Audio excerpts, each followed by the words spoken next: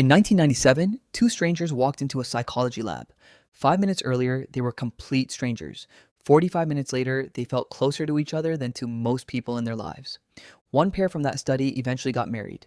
The researcher wasn't trying to make them fall in love. What he discovered became one of the most famous psychology experiments ever conducted. Can you make two strangers feel genuinely close inside of a single conversation? The answer shocked even the researchers. But the part nobody talks about is how. And once you understand how it worked, you'll start noticing that most conversations in your life fail for the exact same reason. It's one of the most common beliefs about human relationships. Connection takes time. Trust builds slowly. Real closeness takes years. Just keep showing up. At first glance, that explanation sounds impossible to argue with, but that explanation leaves out the most important variable. If connection only happens over time, why do some people feel closer to a stranger on a plane than to people they've known for 10 years? Why did two strangers in a psychology lab feel genuinely close after 45 minutes? And here's the part that surprises people most. Research shows that humans are often more willing to open up to a complete stranger than to someone they know. That's not a flaw. That's a clue. Let me describe something you might recognize. You're at a party, a work event, a dinner where you only know two people. You spend 2 hours talking and somehow learned almost nothing about anyone. The strange part is that nothing actually went wrong. But driving home, you feel emptier than when you arrived. Here's why. Small talk feels social. That's why it's so deceptive. It produces the shape of connection without the substance of it. You laugh, you exchange facts, you fill the silence, and you leave feeling more alone than when you arrived. After enough nights like that, a small voice starts. Maybe I'm just not the kind of person people connect with. That voice is wrong, but it makes sense because the tool you've been handed, small talk, was never built to create closeness. It was built to create safety. And safety is not the same thing as connection. The advice sounds reasonable until you try it.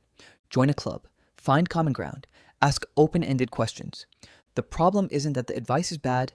The problem is that it assumes small talk will eventually become something else. It usually doesn't.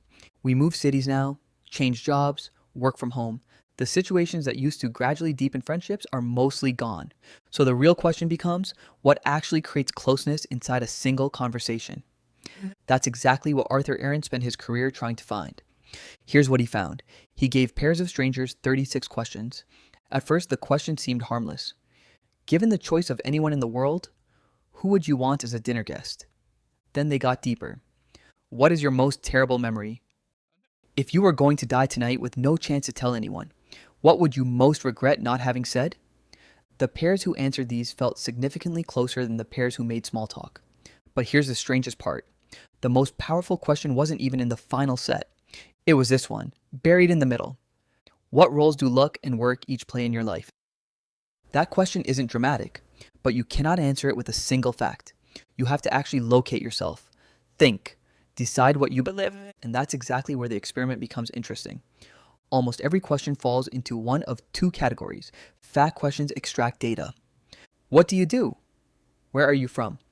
How long have you been here? These are the building blocks of small talk. Small talk tells you coordinates, not interior. Interior questions do something completely different. What's something you've been thinking about a lot lately? What's something you used to believe that you don't believe anymore? What do you miss? You cannot answer these with a fact. You have to go inside yourself and bring something out. Think of every person as hiding behind multiple locked doors. Small talk knocks on the front door. Interior questions walk through a window that was always open. The conversation stops skimming the surface. It starts going down. And when two people go down together, they feel like they've been somewhere together, which they have. But the questions are only half of it. Here's the part of Aaron's experiment almost nobody talks about. The questions worked because both people answered them. Not one person digging into the other while staying closed themselves. Both people. One person shares something honest, the other person feels safe enough to match it. Then the first person goes a little deeper, the other follows. Back and forth, layer by layer.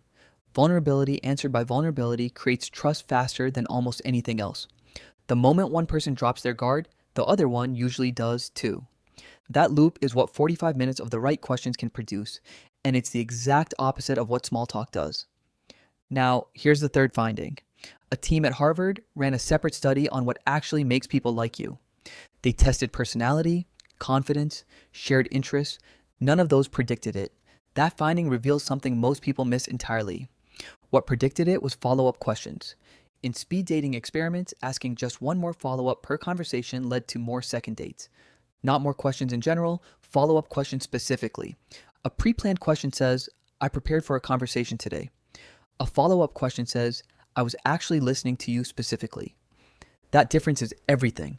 When someone shares something and you follow up on a specific detail they just said, not your next planned question, something shifts. The other person feels seen. And that, not similarity, not charm, not shared interests, is what creates closeness. The surprising part is how little skill this actually requires. You just have to listen more than you plan. The final piece turns everything else into reality. The loop only works if both people are inside it. So at some point, when the conversation finds a level, you have to go first. Not dramatically, not with a confession, just with something honest that you don't say out loud very often. When you share something real, you don't just give information, you give the other person permission to stop performing, permission to say something that actually costs them something. That's when the conversation stops feeling like small talk. It starts feeling like something else entirely. Here are 3 small experiments, not rules, not forever. First, replace one fact question with an energy question. Instead of what do you do? Try, what's something you've been thinking about a lot lately? You will meet a completely different person than the one you expected. Second, after someone answers anything, pause. Find one specific detail in what they just said. Ask about that, not your next question. Their last answer. Third, offer something from your own interior first, something real, something small, something you're still figuring out. Then ask.